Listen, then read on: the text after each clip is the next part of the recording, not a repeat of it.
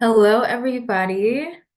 Welcome to our first role model webinar of the summer with a focus today on STEM in motion, rockets, planes, cars, and more. We have a fabulous lineup throughout June and July and hope you can join us weekly for panel discussions with current students, alumni, and STEM role models from our community. I'm Tonya Taiwo, she, her pronouns, interning with the Women in STEM program with the undergraduate college at the University of Texas at Austin, and I will be co-facilitating this webinar with my co-intern, Joyce. And hi, as you said, I'm Joyce Atucci, she, her pronouns, also interning with WiSTEM, and we both so glad to see everyone today.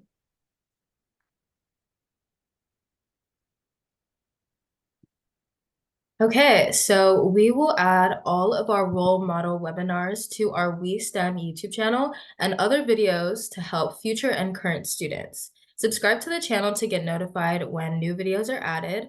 Joyce will be throwing in the link in the chat so you guys can subscribe now.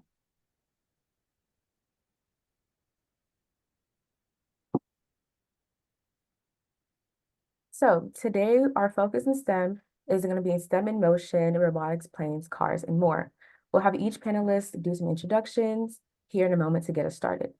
After introductions, we'll have a facilitated panel with some pre-selected questions, but the chat is also open for you guys to send your questions. So feel free to use the Q&A and submit your questions.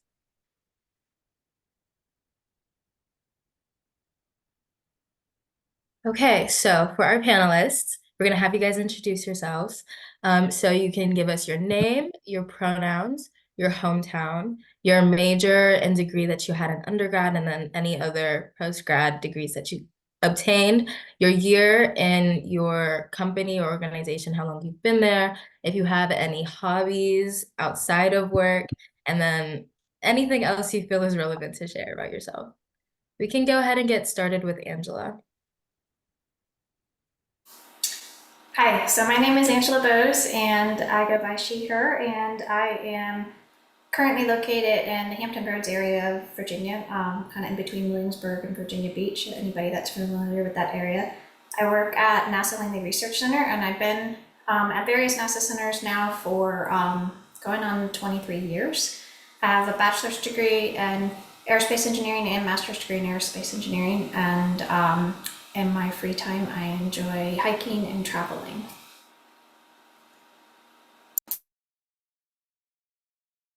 And then anybody is free to go ahead and speak after her. I can go next. Good afternoon, everybody. My name is Jessica Voss, and I go by she, her. And I am currently located in Houston, Texas, because I work at NASA Johnson Space Center. And I've been at NASA Johnson Space Center for going on about 23 years now. I was a cooperative student when I was at UT Austin. So while I was doing my bachelor's in aerospace engineering, I would spend a semester going back and forth, both my junior and senior years. So it took me an extra year to graduate. And then once I started working at NASA Johnson Space Center, I got into the field of human space flight and space suits. And then I got a master's in fitness and human performance because it kind of played into that side. I now support the Orion spacecraft, which is the next spacecraft that's going to the moon. So a little different role. My hometown is Chugiak, Alaska. So I too love hiking and being outdoors, and I also enjoy running half marathons. I've done several of those all across the country. Nothing international yet. I think that's probably the next goal. And I'm Lisa Moore. I go by she, her. And let's see, my hometown is League City, Texas, just south of Houston. And my major, I got my bachelor's in electrical engineering a long time ago. And then I got a master's in engineering management. And I spent, I think, right around 35 years working for NASA. And I worked at just about all the NASA centers except for Stennis. I never made it to Stennis. And I did a lot of systems engineering work my whole career and loved just about every minute of it. And I'm retired now after spending 35 years with NASA and starting out as a contractor. And so my hobbies right now are sitting on my front porch and quilting. But I do miss the the excitement of the space program, being directly involved anyways.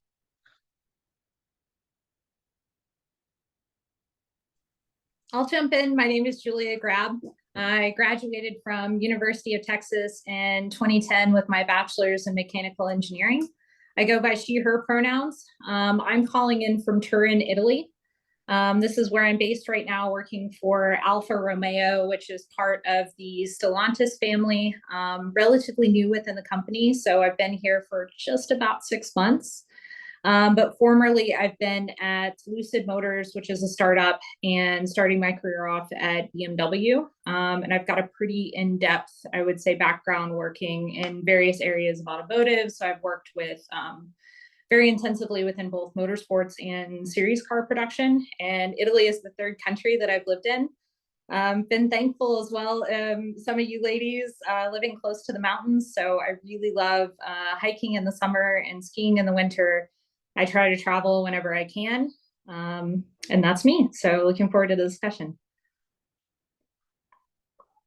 Cool. I think I'll finish this out. My name is Carrie Stanley. I graduated from the University of Texas in 2010, also with a bachelor's of mechanical engineering degree. My hometown was Fort Worth, Texas. After I graduated, I started at Lockheed Martin right away out of Sunnyvale, California. And while I was there, I got a master's of science in aerospace engineering with a specialty in systems engineering while working there. I have since moved to Denver, Colorado. So that's where I'm based now. I'm still working for Lockheed. And I think that's it. Thank you. Thank you guys for introducing yourselves. It was very good and nice to learn more about you. But we're going to start off with the first question. It's open to everyone, so you can go ahead and jump in when you want. And this question is, can you tell us a bit more about your role and the work you do in the field of automotive, aerospace, or aeronautics? And what are some of your key responsibilities and projects?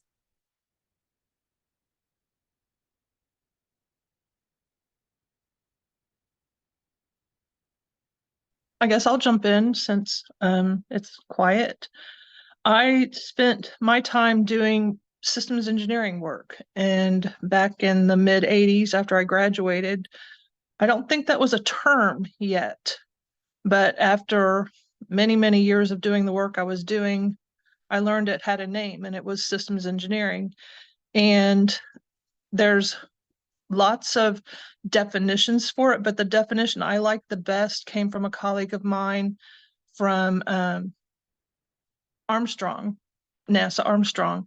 And he said a systems engineer responsibility is making sure that there's no unintended consequences in the system that you design, that you field.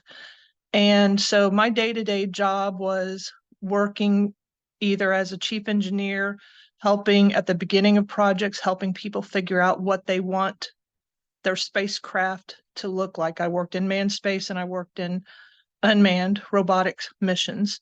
So people say they're different, but there are elements of similarities between the two. And so it was basically asking a lot of questions. A typical day for me was when I was assigned to a project or assigned to consult with a project was asking people a lot of questions to get to really what they wanted their system to look like.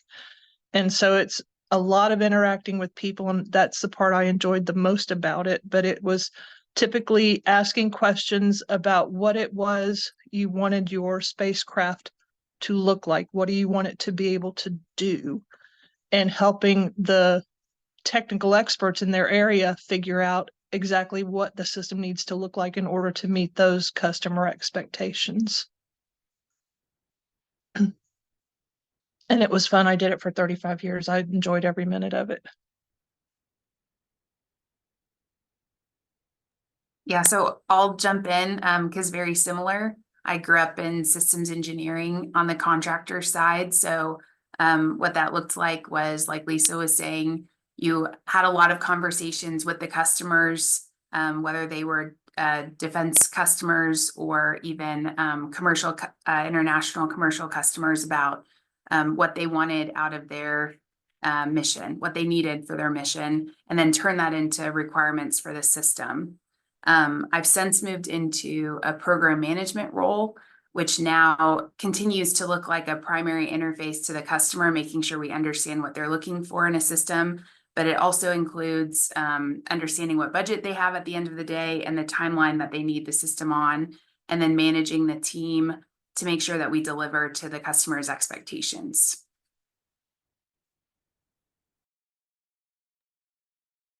And that's why I was a project manager, but I didn't like the budgeting and scheduling part. It was like a Mobius strip. Here's your schedule, and it's on a Mobius strip because I don't know how long it's going to take and everything's going to break. And so I divorced myself from that side of it. I supported my program and project managers to the nth degree, but I didn't want that label. But that's the beauty of the area that we all work in. You can find your little niche that you enjoy the most.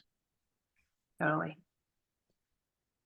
So jumping on what Carrie said, I've also moved into a similar role in my career. I forgot my introduction to mention, I also have an MBA that I earned when I was in Germany in international management and finance. And I've really found an area of STEM work where I get to use both. So I get to use all of my technical knowledge, but all of my business knowledge as well. I'm actually re-stepping. This is my first technical role again after taking a short break and doing business development work, which I learned a lot from, but my heart is really in tech. And my title is Chief Vehicle Engineer, which means I am responsible for an entire vehicle project. So for me, that's the Alfa Romeo Giulia. So easy to remember, Giulia for Julia. But I get to be responsible for an entire car, bringing it from idea to offer at the end of the day. So starting from, it's a sheet of paper, we want to make a new version of this car. We have this expectation for the customer. It has to be at so-and-so fuel or so-and-so much budget. It has to be ready by a certain amount of time. This is where we're going to be manufacturing it. And that is the absolute actually favorite part of my job. Is I like jumping in all of these weird gray areas. That's sort of my happy space of getting to go and do so many different functions. So like I handle manufacturing and supply chain and design to cost and solving engineering problems. And right now we're doing CAD and CAE readiness. And I get to jump sort of from one topic to the other during the day. And I can't imagine doing something for me that's any more fun. Like it's long days in the office, but I absolutely love it. I have a great time and it's super exciting. I was going to go ahead and jump in and follow you all because I think it feeds really well into the work that I do. So most of my career, I've been not doing what I would call systems engineering, but rather systems analysis and mission design. And there's a slightly different nuance to that because it's more analysis based for the purposes. You still have to understand the requirements of the customer, but then you're using that understanding of those needs and those goals and those requirements to do analysis to understand and feed that back into the design of the system. And so primarily I've done that with trajectories. So initially interplanetary trajectories, how do we go from Earth to another planet? What's the best timing to do that in order to feed back into the other mission needs to successfully accomplish the mission?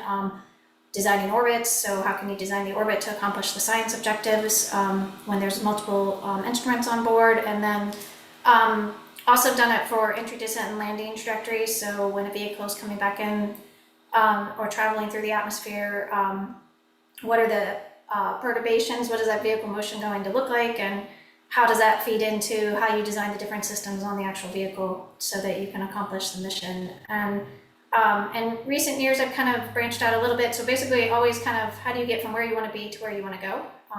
And helping people to make decisions around that and to design around that. And past couple of years, I've been trying to see how does that fit into other areas. And so I've done like a detail position, which is a temporary position, into strategizing of how that applies to working in this new environment where we have hybrid, where people are not always all in the same place. So organizational development type activities as well as business strategy. So I think it's been fun. It's kind of the same skill set you can apply in a lot of different ways to enable people to achieve what they set out to do and help them make decisions that they are happy with along the way.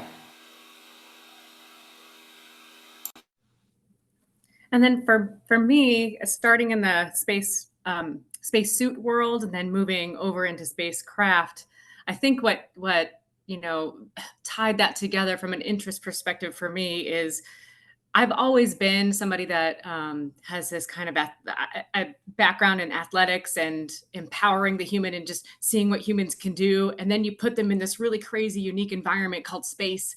And now they've got to do exactly the same high performing job that they're really great at on the ground or on Earth. And they've got to figure out, and we have to help them figure out how to get a mission accomplished on the International Space Station, which is just, 240 miles above the surface of the planet. It's like our backyard. Like we've done that so much now, right?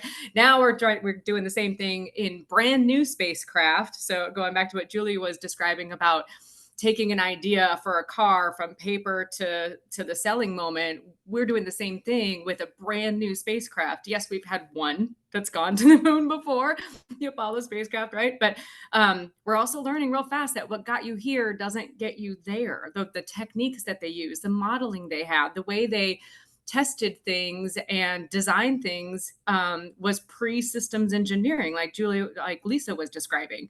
Now we have this whole practice of systems engineering and ensuring that we're doing things efficiently and effectively and with the least amount of waste or unintended consequences as possible.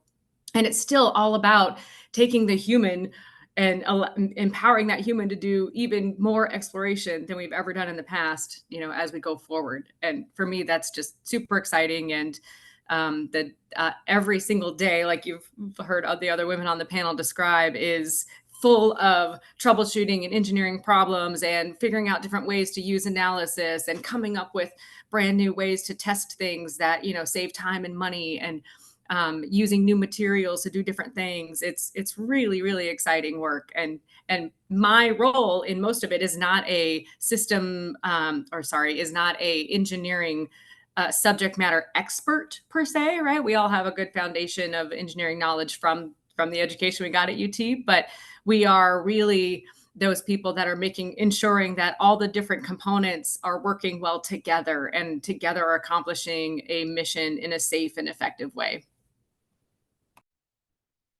Yeah, and just to add to that, that's what I actually find really exciting. I know it's another question that we have, so I don't want to jump ahead, but that's actually the most fun, I think, with technical jobs, because even then going from that, what's on an idea, what's on a sheet of paper, to actually bringing something into fruition, I feel like, and I mean, it sounds like it's happening in the space industry, but it's also for sure happening in the car industry. We're experiencing such radical technological change and market conditions at this point it's not a copy paste. If you've been doing vehicle projects for 15 years or 20 years or 30 years, and even if it's just spaced out, you just did one 3 years ago, it's going to be completely different nowadays.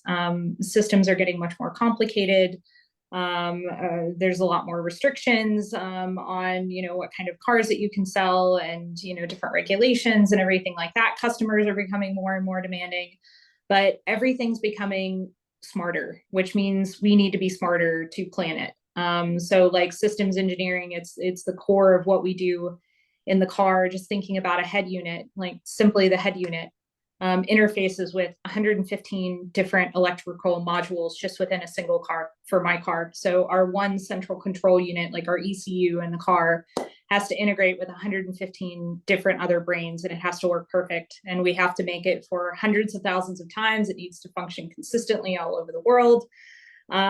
And doing this really requires, I think, a lot of creativity and a lot of staying on top of processes and what is best practice and what is new best practice and why did it not work then. Success in the past does not mean success in the future all the time. So I agree 100%. Thank you all so incredibly much for sharing. It was really great hearing about how important it is in your line of work to ask questions and to analyze and to troubleshoot and to just move forward with your projects. And it was very, very fascinating. So we're going to move on to the next question. And our next question is, STEM fields often require a balance of creativity and analytical thinking. How do you maintain this balance in your projects related to cars, rockets, or planes? You have to have a really good imagination, because like several of the women have said, you have to figure out what requirements are, what you want your automobile, your spacecraft, or whatever the thing is that you're trying to develop. And you have to take input from scientists. I want to measure ice on this particular part of the planet. I want to measure, as one of my former bosses said, I want to measure monkey farts on Mars. How do we do this? They have wishes and desires. And, the astronauts that I worked with, during manned space, I want to be able to have a phone on the orbiter, on the space shuttle. How do I have a phone? Of course, this was back in the 80s before the technology exists that we have today. But how do you take those needs, wants, and desires and turn them into requirements that can make your hardware and software components do what you want them to do? How do you interface? Like, let's see, who was it? Was it Julia saying, how do you make this one brain interface with 115 other different brains? How do you bring that all together to measure the monkey farts on Mars or the ice on a particular part of the planet? How do you do that? So you have to have, your solid technical background, and then the knowledge that you've gained, doing the jobs that you've done. How do you take all of that and meld it into a new spacecraft, a new car, a new thing? So that's how I had to be creative, and you have to work with people that are very, very technical, extremely technical, and they don't have very much on the creativity side, but you have to figure out how to translate the creativity and translate their technical needs and the imagination of the scientists and astronauts and customers with those technical people, and get them talking the same language so you can build something beautiful that everybody will love. It's a mix.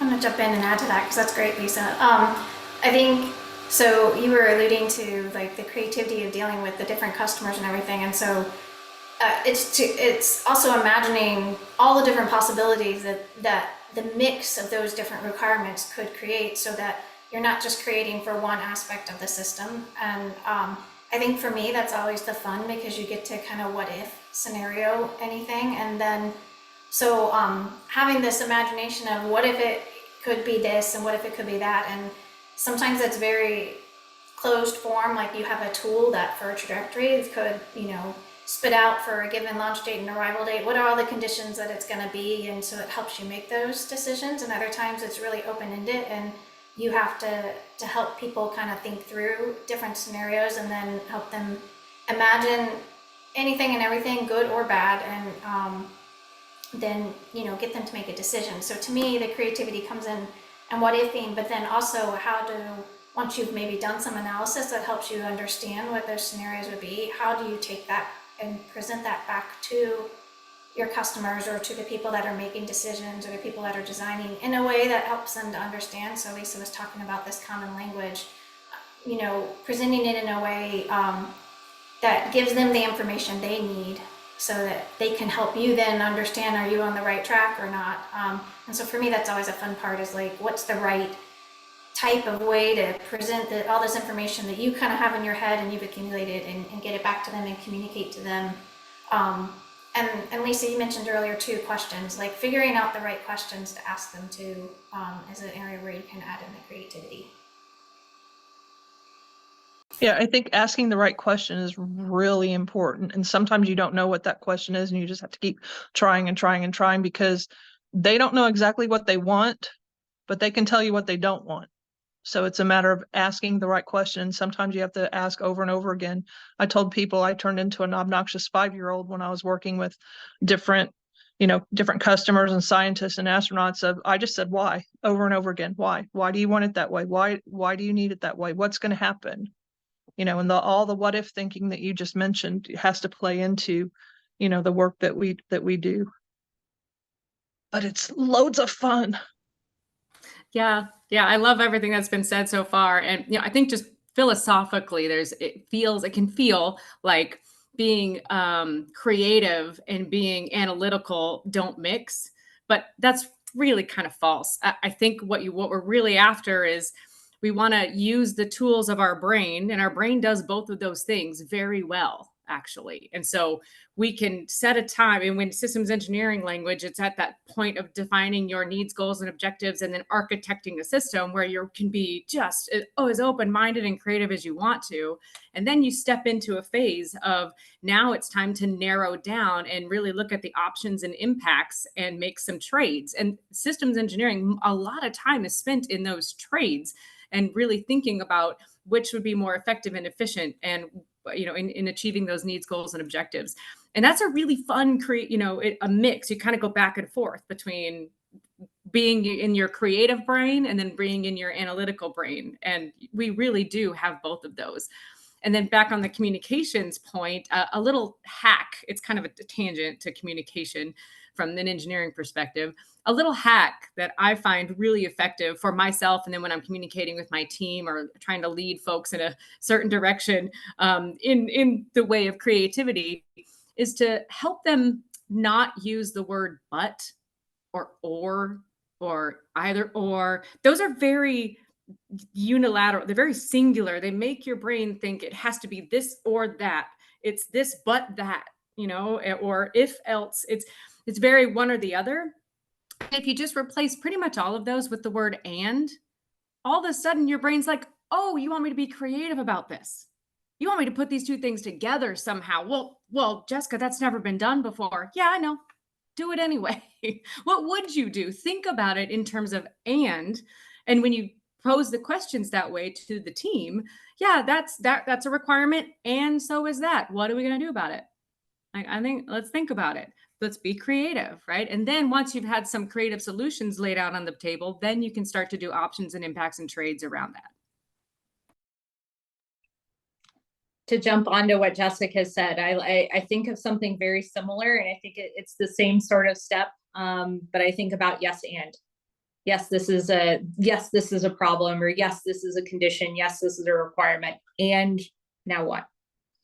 So like sort of taking that in and just playing off of it. And I think sort of getting others to work along this path, because I think, and asking why, as Lisa said, is absolutely paramount. So understanding requirements, figuring out problems, like it is the core of root cause analysis. So to figure out exactly what's going on, asking why 5 times, at least 5 times. Sometimes it takes a bit to sort of dig down into what's actually going on. So you just have to be persistent, and sometimes playing with somebody or somebody who's not used to going in that deep. Yes, and now what? And now what? And now what? So it's sort of just another way to formulate it, of just kind of having that positive feedback to try to get to problem solving. And then I'll just add, in addition to all of these things, because they're all amazing, is to ask yourself where you are contextually. So we have some programs that are internal investments, right? And the whole point of the program is to develop a brand new technology. And there's not even currently a customer that we're giving that product to. So you take a lot of risk on those programs because that's the point. But then you also have programs where a customer is coming to you and they're very risk adverse, for some reason, and schedule is king for them. And the priority is getting low risk products to delivery on a very tight schedule. So in those programs, you're going to be looking at what we call high technology readiness level products or manufacturing readiness products. And you're not going to be creating new technology on that program because there's a different priority. So I think always understanding the context of the situation you're in allows you for what the balance looks like on that particular program on that particular team. That was a really good point. I was gonna say one other thing, Jessica, you made me think of this, you and Julia. Another hack on the communication is asking the question, how might we do this, as opposed to how can we do this, because can also has this very limiting, there's boundaries, there's a box we have to stay in, versus might just opens up the mind somehow to just being really open and creative.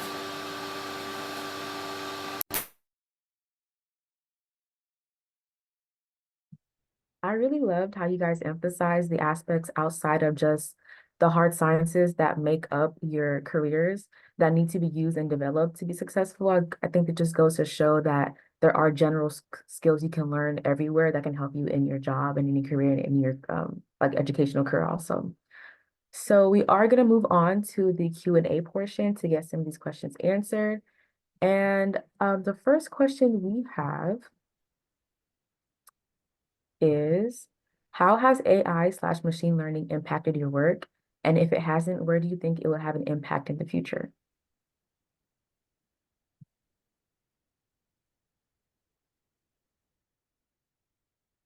I can jump in if nobody else wants to yet.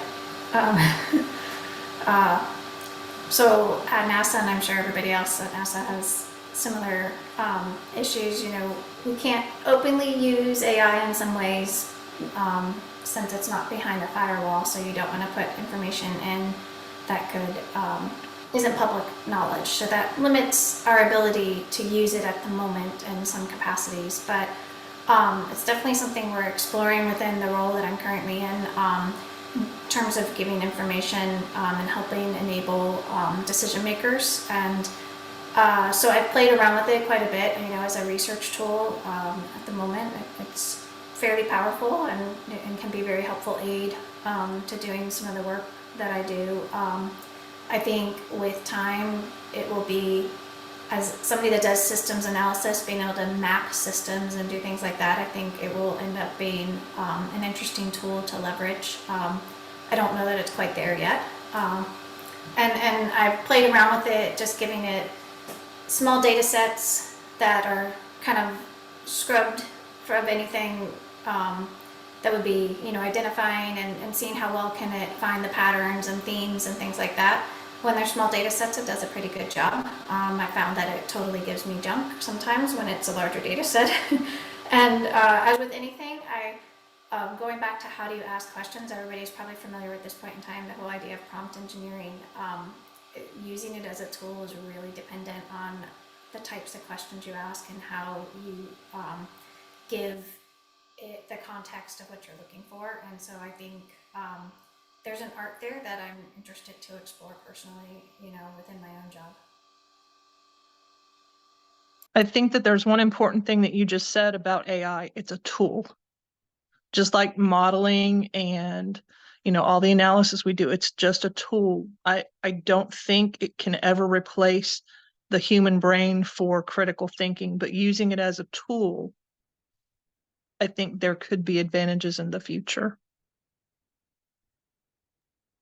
Yeah, I'll jump in. We have some homegrown software that we've coded that helps with, from a predictive analytics perspective, look for things like anomalies, be able to sift quickly through either ground test data or on orbit data that helps us flag something that looks out of the ordinary.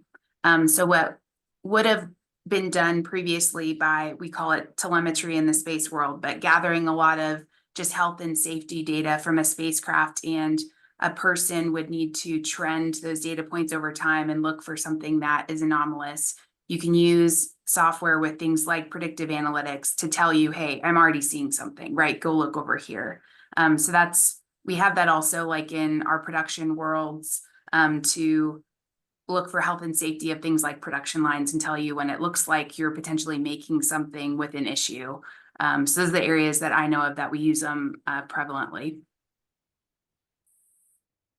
Yeah, that was going to be along the lines of my answer, is as we move towards more long duration and going farther out in space than we ever have before, the immediate comms and the being right there in our backyard, right from your National Space Station. If something's going wrong, you can come home real fast, or you've got people monitoring on the ground constantly what's going on with the International Space Station. And they can, right now, there's a flight controller that can see a trend, but the farther that the spacecraft gets from Earth, the less we get that opportunity, and the more we want to be able to have predictive analytics and software to make the spacecraft smarter about itself and prompt the crew to autonomously, you know, start looking at things or do early maintenance or look at something, and then from there, they can interact with the flight control team. So it's not a replacement for the flight control team. It's a tool that helps point the astronauts and the crew to do the right stuff at the right time to keep the mission on track. a much more mundane example from the automotive industry of what Jessica said, because that's way more exciting, is we're actually using the same in after sales, or at least I've seen the same be used at after sales, where working with AI and machine learning to have the car run self-diagnostic and make a suggestion of, hey, your service is coming up, I see that this is your registered dealership, can I make you an appointment? Or seeing that something is happening ahead of time and making a recommendation. And I'm not talking about the annoying things like you're on a road trip and it tells you to pull over after 2 hours and get a coffee, but like really helpful things, hopefully, that's helping someone in their life, manage a busy schedule and trying to think ahead. For us, the very classic example in the automotive industry is autonomous driving, which is also, I think, a much more mundane example of spaceflight. There's a lot of demand and a lot of interest from the industry to have autonomous driving vehicles. But the question is, how can you do it safely? How can you do it reliably? How can it be repeatable, especially as you progress through the stages of autonomous driving? Like where we are right now is like a very critical point of the cars that we're seeing on the road that are around level 3. Not only in terms of like technical robustness, I would say, of like how good is the car at driving autonomously, but also if something happens, who is at fault, which is one of the biggest questions in the industry. But we're looking at this and hoping that AI and machine learning is helping us make really a next big step, I would say. So hoping that we can go into level 4 and level 5, which is the finest level or the final level of autonomous driving, and getting the vehicles to interact in I would say, a more efficient and safe manner, and also with a much lower rate of failure. So pretty exciting stuff. Thank you all so much for sharing. That was absolutely fascinating hearing about how your different companies and organizations are in a way embracing AI as a tool and not necessarily looking at it as an opponent in a way, but just using it in a way to promote safety and efficiency in the things that you do. It's really amazing to hear. So moving on to our next question. Do you guys find yourself primarily working in a team or individually? Is this a mix of both, or is there either that you prefer? Anybody can go ahead and speak first. I'll actually jump in on this. I would say I'm 100% team, especially with as complicated as a project is a car. It's the most complex mass market consumer product that exists, as far as, how complicated it is, how many parts there are, how many regulations there are, how expensive it is. You don't survive working alone. No one is an island. It absolutely has to be a team effort, 100%. If I am presenting something to someone, it's because the information was compiled by teams of people, or, I don't see a single element of the work that I do that is an individual effort whatsoever. I may help give direction, and there may be some specific things that I do differently to interact as part of the team, but it is absolutely 100% a team effort. Yeah, agreed. I'll say even as a new employee, I was part of a team, and it was important for me to understand what aspect I was bringing to the team. Yeah, super important. Yeah, when I first started out, the gentleman that ended up being my mentor until he passed away, I always wondered why, he was a brilliant man and his name was John. Why did John always have this army of people around him? He's a smart guy. He doesn't need all these people.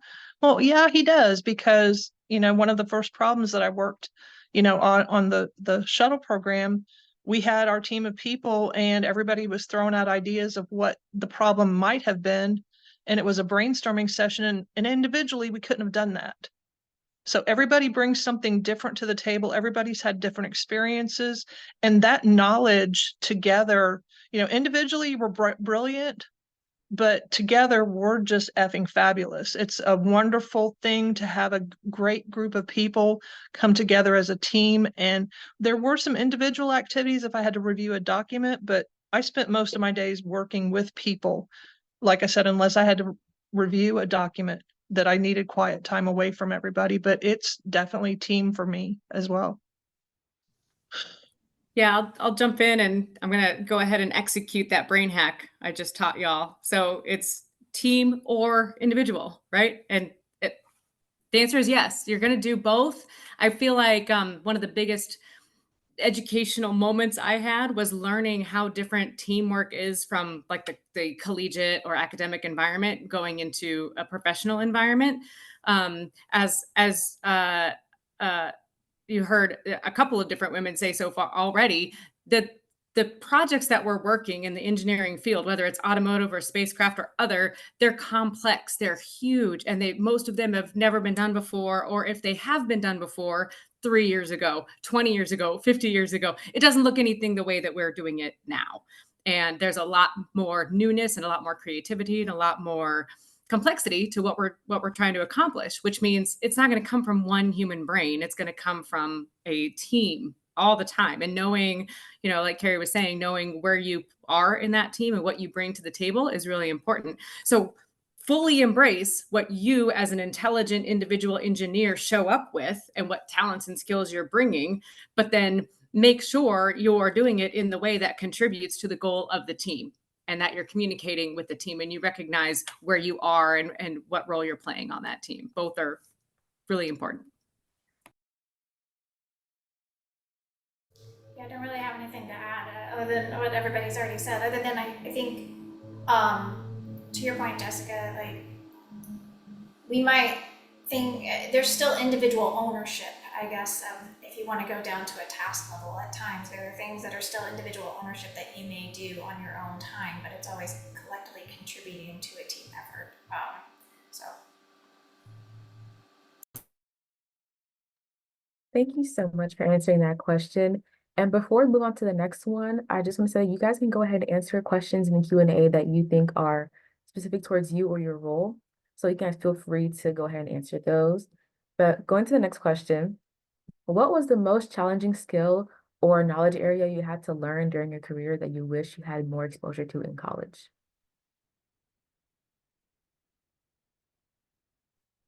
Yeah, I'll say, for me, it was one of the most valuable courses that we had wasn't, or for myself, one of the most valuable courses we had wasn't until the last year, and it was the design course. And I don't know if things have changed since then, but the senior design course that we did, where we learned about problem space versus solution space, and when you should be in problem space versus when you should be in solution space, and the importance of when that shift happens, was super critical and valuable to me. I found when I entered the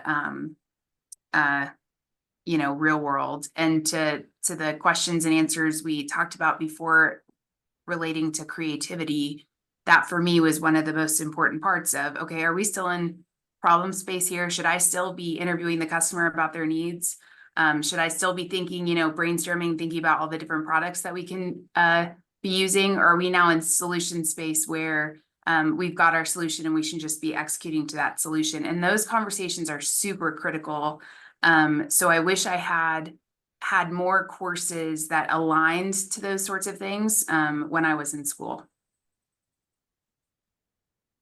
Gary, I want to build on that because I think that like the design piece of it, it's also the intersection of human behavior and like communication into how that plays into design. So some of the things that Jessica has already alluded to in terms of brain hacks. So having a little bit of an understanding of maybe what we would classically probably consider a not a hard science at times of like psychology, just human behavior, things like that, how to communicate. Those are real skills and how they feed into the design process that can be incredibly enabling to accomplishing the ideas that we're trying to do.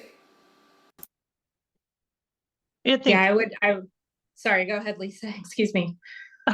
Sorry.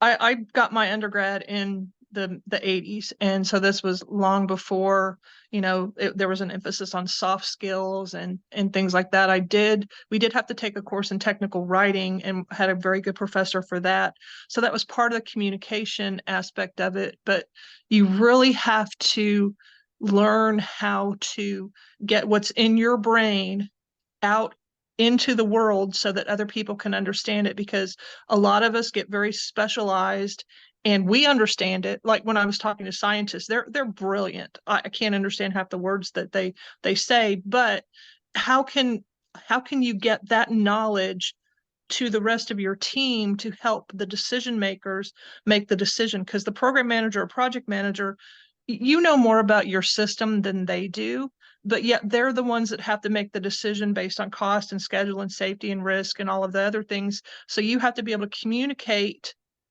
the particular thing about your system or your spacecraft to them so that they can make the right decision that's best for, the program or the project. So developing those communication skills is something that, I don't know what the university is doing now towards that, but when I was a manager, I had several individuals who were brilliant, but I couldn't send them to talk to the management team because they couldn't communicate, and they would get in trouble for, having the inability to get their point across. But I think that's very important, that what's in your brain can be put out to the rest of the world such that they can understand it and make decisions to the betterment of the system that you're all working on. I agree 100% with what Lisa just said. And to add on to this was actually one of the reasons for me of going and doing an MBA was I feel like generally the sort of business side of things was lacking a bit. So part of my first couple of years of engineering out of UT included starting my own business. And I sort of had to do a lot of this learning by doing. And it was, for me, I think, really important, like many small businesses, mine didn't work out. But afterwards, making it in the industry and going further, I'm like, I really want to expound on this. And actually, when I went and did my MBA, this was the most valuable class that I had, followed very closely by economics, but it was communication.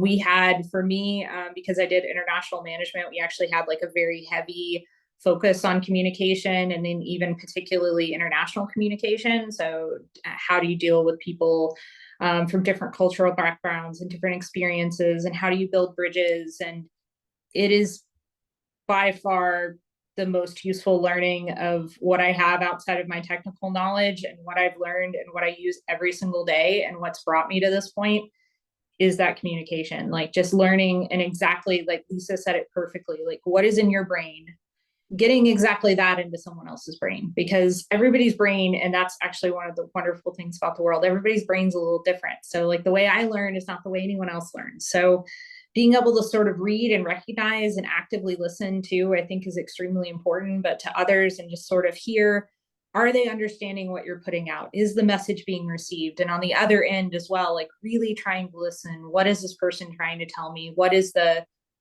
point? And then knowing as well when to ask the why, when to say the yes and, when to try to like help that person dig deeper and get to like the core of the issue. But I really wish, and as well, I only studied 15 years ago, and all I got, I think, was technical writing 15 years ago. And I would love to get like a communication class. I think it would have been just a real add to an engineering degree. Very helpful.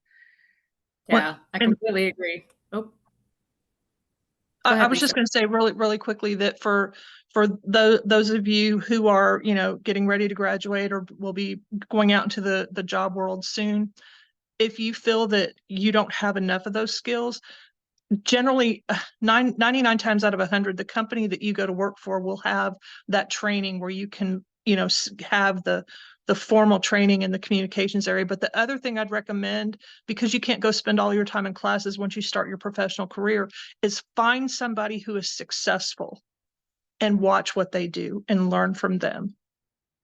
Go sit in a meeting where they're talking about something and watch the people, watch the room, see who is able to get their point across, and then pick up their good behaviors. And if there's bad behaviors, put those in your I shouldn't do this list. Yes, 100%, Lisa. That's the same point I was going to make, is just because you've graduated and you're not necessarily, maybe not in the academic realm anymore, and you're moving into the more professional side or stage of your life, that doesn't mean your learning is over. Absolutely be looking out for, pretty much any company out there has additional training courses, and many of them are not required. They're elective. So you have to kind of assert yourself a little bit and say, I would like to develop my skills in this area. How do I find out what's available here? How do I find out what you would pay for me to go do? I've had NASA's paid for me to go to things that are outside of our, internal curriculum a couple of times now, based on mentorship that I've gotten. That's another great way to be educated. Lisa said, find people that are doing it well. And I would say one more step, send them a note, tap them, get them an IM, say, I really appreciate how you show up in these meetings and the way that you interact with these customers. I would like to learn from you. Can we have a mentoring relationship? And most of the time they're going to be flattered and say yes. Unless they're just completely overwhelmed, they're going to, really appreciate that you stepped up and expressed that that was an area you want to grow in. So be self-aware like that for yourself. Understand what you feel like you may want to grow into, or maybe you didn't quite get 100% of to the level that you would have wanted to while you were in school. And then find it, ask about it, find it, do it, and continue that learning experience for yourself. Those were all amazing answers, and I loved how you guys emphasized on communication, how even if you think you're finished learning, you're not, and there's always room to learn. But unfortunately, that is all the time we have today. So thank you once again for joining us, and thank you to our fabulous panelists for giving us amazing insight. We look forward to seeing you all on our next Role Model Monday webinar on June 24th, which is focused on STEM and medical technology. Watch your email and our social media for links and details. Bye, everyone.